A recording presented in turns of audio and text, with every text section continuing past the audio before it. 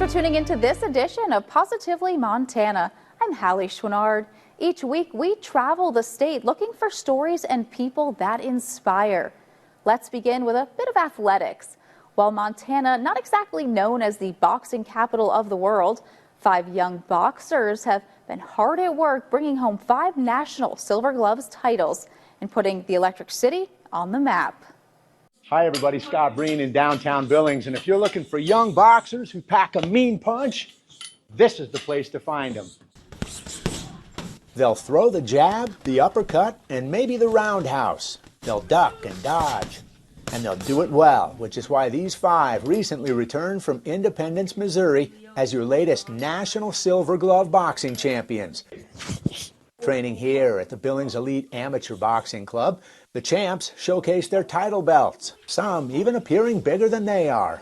This is Andre Limberhand's second, and he says opponents play mind games, even at the slight weight of 75 pounds. I was scared for a second because he was like glaring at me and everything. And then I got in the ring, and then he kept doing that. And how'd that work out for the Intimidator? The first round, I gave him an 8 count. The second round, I dropped him. The third round, I gave him another 8 count and then dropped him again. Game over. Adrielle Bear Don't Walk is 11, and this is also her second title, though she wasn't sure how the judges would score. At first, I thought it was split, but then once they said unanimous, I was surprised. And how did she celebrate? Jumped really high, and my hands are in the air, both of them. Talia Rodriguez is a national champ who's also won gold at the Junior Olympics. This club is like a second family to her and has been since the day she's joined. Yeah, I ended up losing my grandma that same month, and then I ended up just coming back and just working on myself more. And the difference she's noticed? Not for a lot. I was looking at pictures from just 2 years ago, and I felt way better. 9-year-old Knighton Hamlet takes his mentor's words to heart. My coaches said, the work that you put in here, the work that you're going to put in when you're fighting. Here's what inspired his title win. Got to do it for the people that I love, the people that was there to support me. My mom, my grandma in heaven. Coach Stuart Strever leads this disciplined group of at-risk kids. Some have lost both parents, some their grandparents. Having once been in their shoes, Strever swells with pride at their success. It gets your heart. It's happy. It's everything. It's every emotion, positive emotion you can feel all at once. Scott Breen, MTN Sports. Montana has a rich rodeo heritage, a deep connection to ranching history and Western way of life. From small-town amateur events to professional competitions featuring world-class athletes, rodeo is a major part of Montana's culture. Rodeo also brings in millions of dollars annually through tourism and scholarships. The Browning Rodeo Club recently hosted their annual dinner and auction. The event is led entirely by students, and all of the proceeds benefit the organization. In the agriculture classroom at Browning High School, the energy is alive with preparation. They've been excited for this for probably 2 weeks, and then the energy, like you say, is just wild. They're so excited. Browning High School's Rodeo Club's student-run auction will pull in major funds to fuel their rodeo season. With the community rallying behind them, the event showcases the club's hard work, dedication, and passion for the sport, proving that rodeo is more than just an event, it's a way of life. We're really excited. We're excited to show out and to show the community our rodeo team and how much we've been working hard for this and everything. So, yeah, I'm excited. We're excited. With a usually packed house full of strong community support, the club makes around $15,000 to $20,000 during the annual event, an important piece in keeping the club running every year. The high school rodeos are all over the state, and Montana is a big state. And so that comes up with gas money and everything. And so the money really helps us travel and get around. It's not like any other high school sport where the school pays for us. They have to pay for everything on their own. They have to pay their entry fees. They have to take care of their horses, buy their own gear. So with this money that we get now, it helps them be able to travel. The biggest piece of excitement comes from the strength in the community. rallying behind Browning's young athletes through support and donations that keep the deeply rooted Montana sport alive in the school. Okeetope is to ride.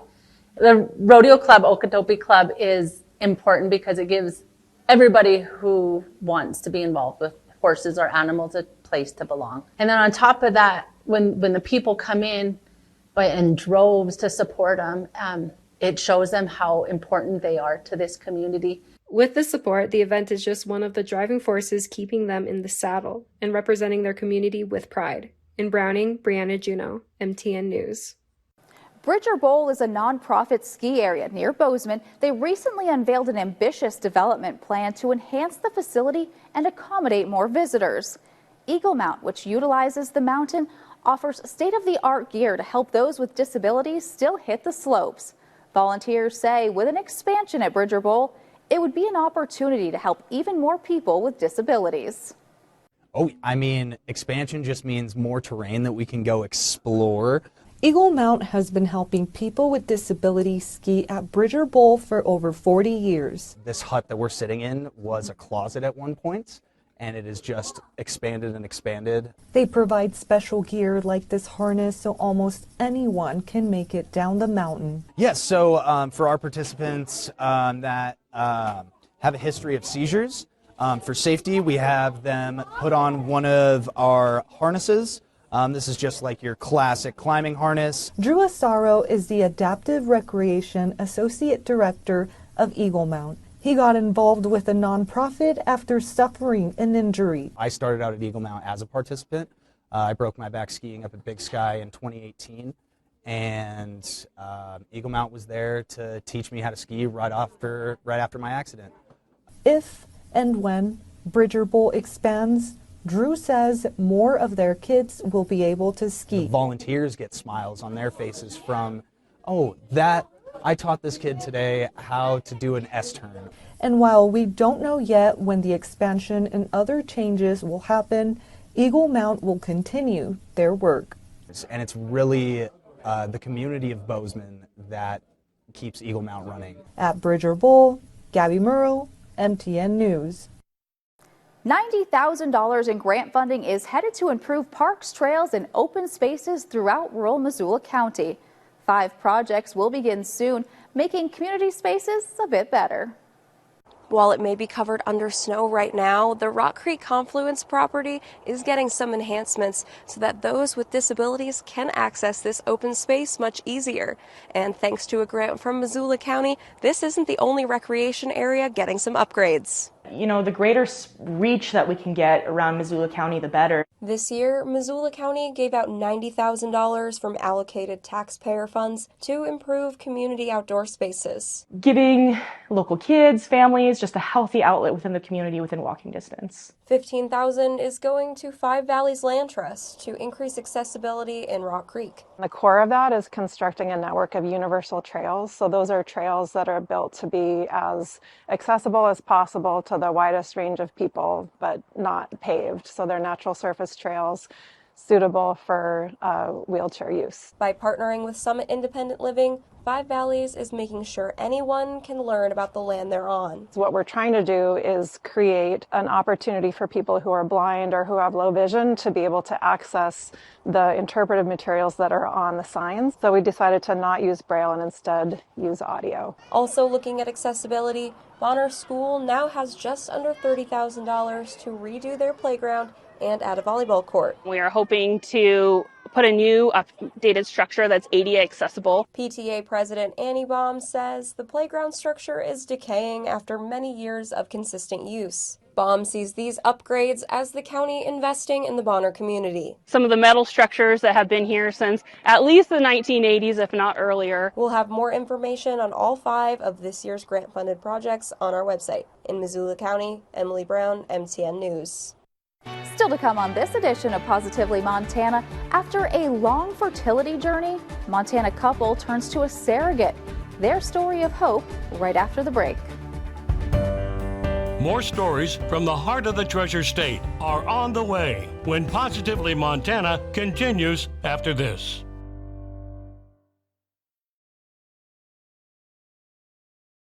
Welcome back to Positively Montana, a miracle in Montana.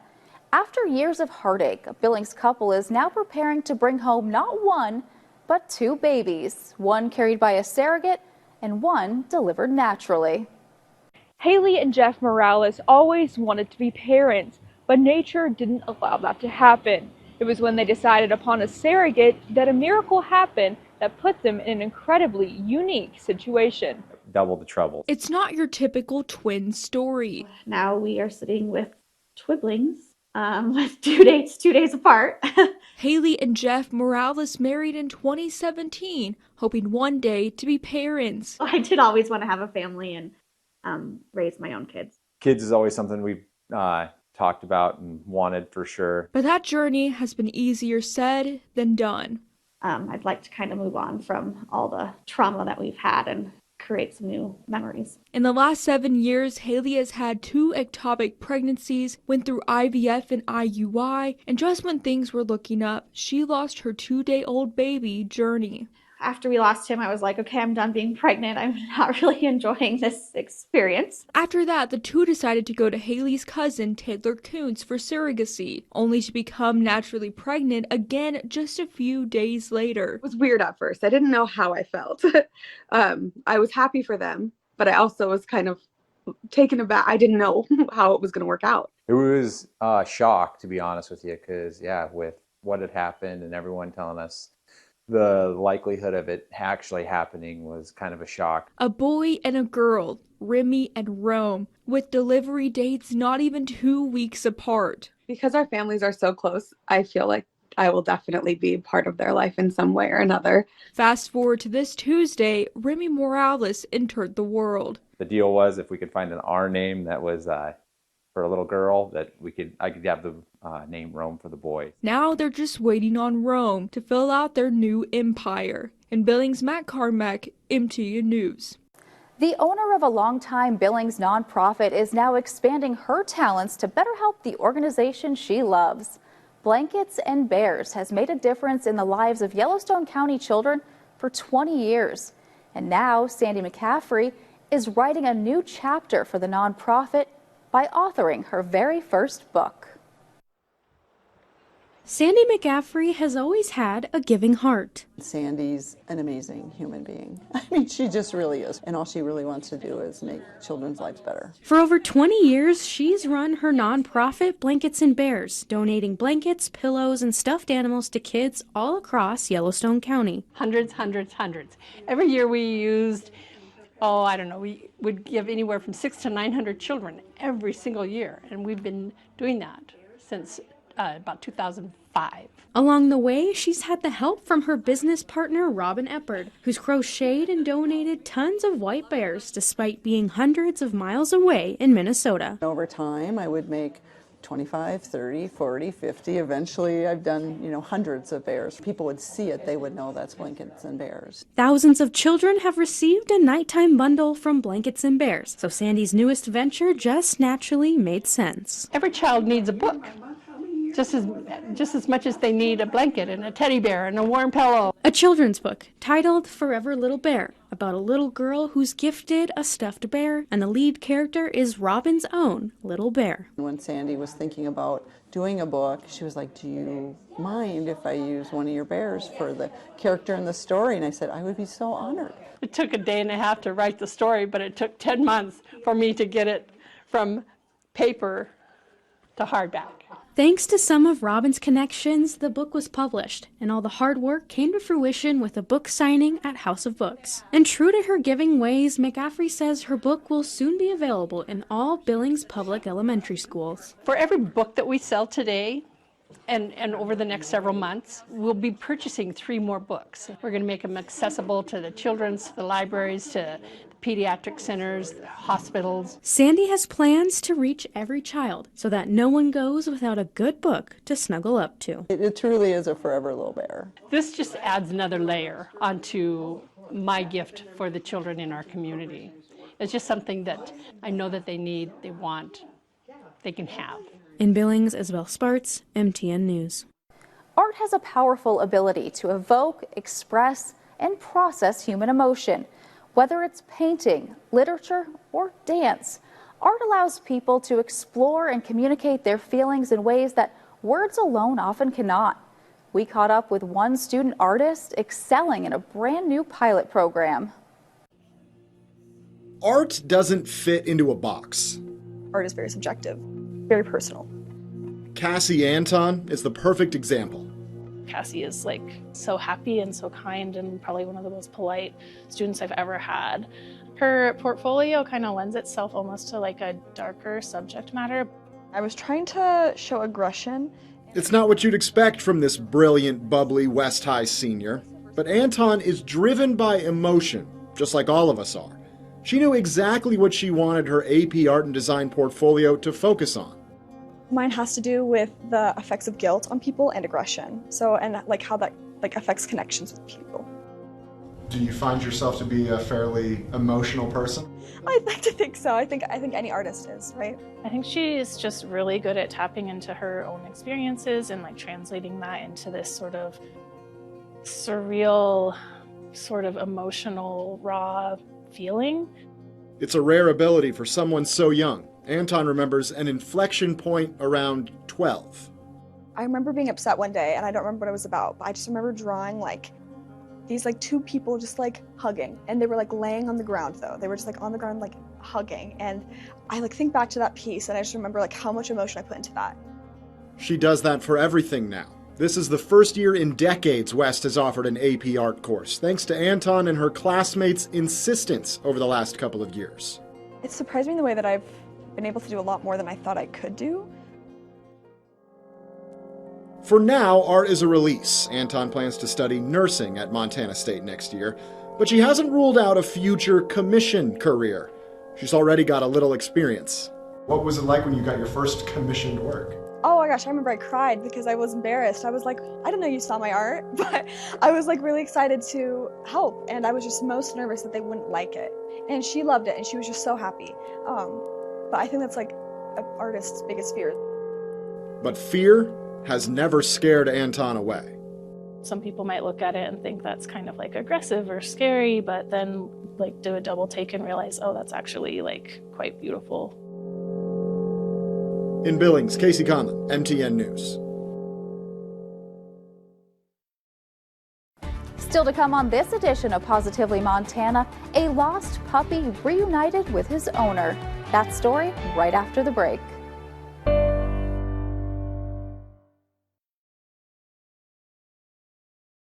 Welcome back to Positively Montana. A bad crash but no injuries on Homestake Pass. However, the chaos caused a scared puppy to run away. After days of searching, the puppy is now reunited with the owner. A volunteer firefighter from Whitehall is calling it a miracle, but maybe this is just one lucky dog. No place like home, huh? Meet Shiley, a 6-month-old puppy from Butte who was traveling with her human, Dennis Sanchez, on the way to work 3 days ago when they got caught in a pileup on Homestake Pass. As a semi began to slide in front of Dennis and Shiley, another motorist lost control and smashed into their car from behind. Dennis says Shiley bolted up the interstate after escaping from his car and was lost in the chaos. It was a pretty chaotic scene, you know. Devin Beth is a volunteer firefighter who responded to the accident. Over the next couple of days, he watched as people posted sightings of the lost puppy on social media. I was like, you know what, I want to find this dog for this person. It's kind of the reason why I joined the Whitehall Fire Department, is just to be a help to others and maybe make a blessing for them, you know. Devin says the odds were not good for the 8-pound wiener dog mix who was lost on top of a mountain pass in the middle of winter. On one side, the dog was surrounded by deep snow and a vast forest filled with wild animals. On the other side, an interstate filled with fast-moving vehicles. It was like finding a needle in a haystack, you know, you never know what you're going to find. Devin spotted Shiley near the bottom of a ravine close to the crash site. She was timid and darted onto a rock. For a moment, she was aggressive. And then finally I got her in my arms and I was able to just calm down and start licking my face. Devin says finding the puppy is a miracle. Right away I thought this is going to make that person's day, you know. Is it good to be home? Devin's colleague transported Shiley back home to Dennis, who says the work of the volunteer firefighters has restored his faith in humanity. In Butte, Megan Thompson, MTN News. Angel Horses is a Billings nonprofit. It once again experienced substantial flooding on its property, the second time it's happened in less than 2 years. And in between those floods, the organization lost $70,000 in a cyber attack. But thanks to a little help, the owner and her animals plan on persevering just as they've always done. The flooding at one time had the water coming up right here to the bottom of this trailer. There's also all over this driveway as you head all the way out to the road. So you have these pumps out here that manage to get the water flowing out that way toward the field. The water flows away from Johnny Jonkowski's home and horse stables. Less than an hour ago, it was literally cresting over the fence and it filled up the complete yard. Friends came out to help Wednesday night, and sandbags kept water away from the home that was rebuilt 2 years ago after a flood. Jonkowski is the founder of Angel Horses, which uses horses to comfort people therapeutically. They're an amazing animal. They're a lot like dogs. They're extremely sensitive. They're very keen to people that are, struggling. This is just the latest to hit the organization. Angel Horses was scammed out of $70,000 in the fall, and in 2023, flooding caused hundreds of thousands of dollars of damage. Understandably, this time at noon, Jonkowski was not optimistic about her 28-year-old nonprofit.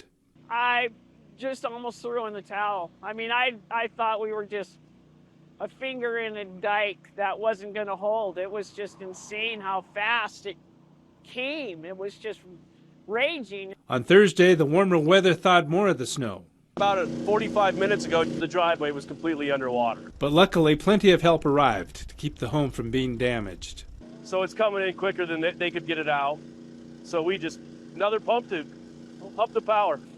This go around, when we first got here, there was so much snow buildup in their ditches that the water had nowhere to go. And all the water was just flowing from the north. Now they say with the pumps, the property may be safe from any more flooding by Saturday. We escaped the bad bullet. Thank goodness. God's good. It's really good. I couldn't take another disaster. In Billings, David J., MTN News. We hope you enjoyed this week's edition of Positively Montana. I'm Hallie Schwannard, and we'll see you right back here next week.